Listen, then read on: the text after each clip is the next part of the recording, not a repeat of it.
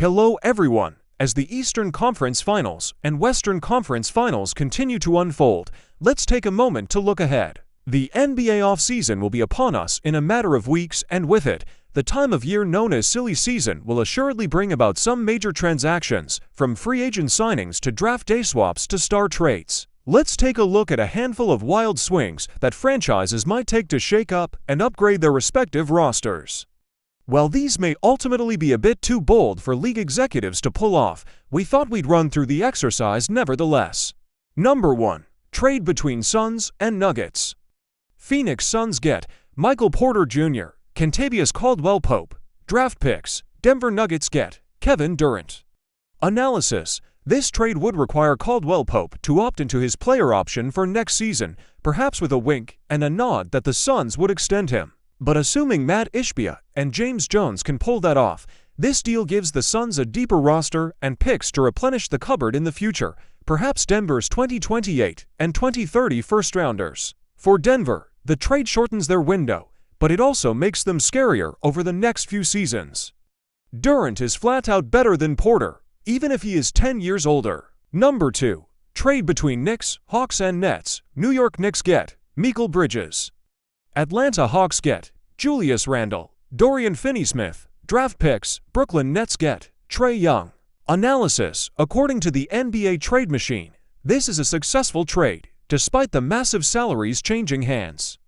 On top of that, this solves a lot of problems for each of the three franchises. The Knicks complete the Villanova reunion with Bridges joining his old college teammates Jalen Brunson, Donte DiVincenzo, and Josh Hart. The Hawks get off of Trae's big contract, solve their backcourt issues by choosing to keep DeJounte Murray, and bring in some size and wing depth along with a few of draft picks from New York. And the Nets become relevant again with a former All-NBA player and three-time All-Star in Young, who can put up numbers in a market that desperately needs eyeballs. Number 3. Trade between Thunder and Hornets. Oklahoma City Thunder get Miles Bridges. Charlotte Hornets get Josh Giddey, Kenrich Williams. Analysis: this deal would require a sign and trade from Bridges, so perhaps for that reason it's dead in the water right off the bat.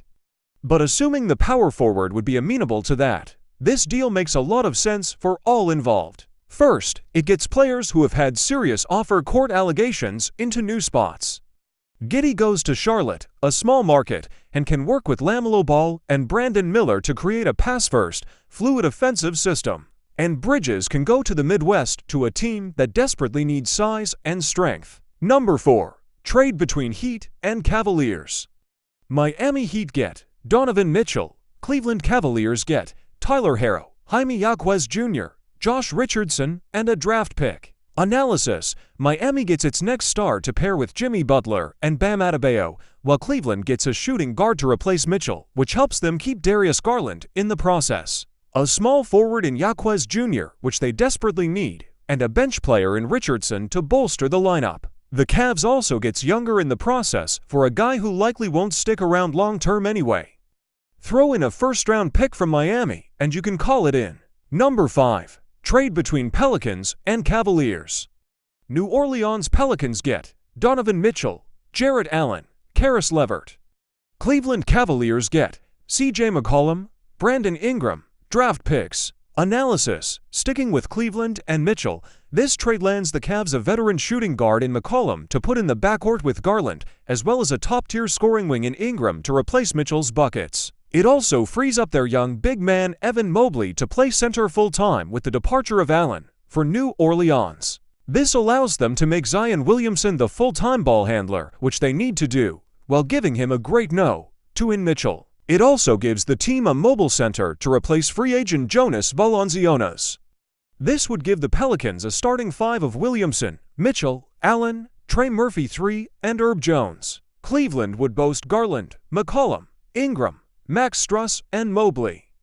Throw in a first-round pick or two from the Pels, and we've got a deal. These are the exchange capabilities of the teams.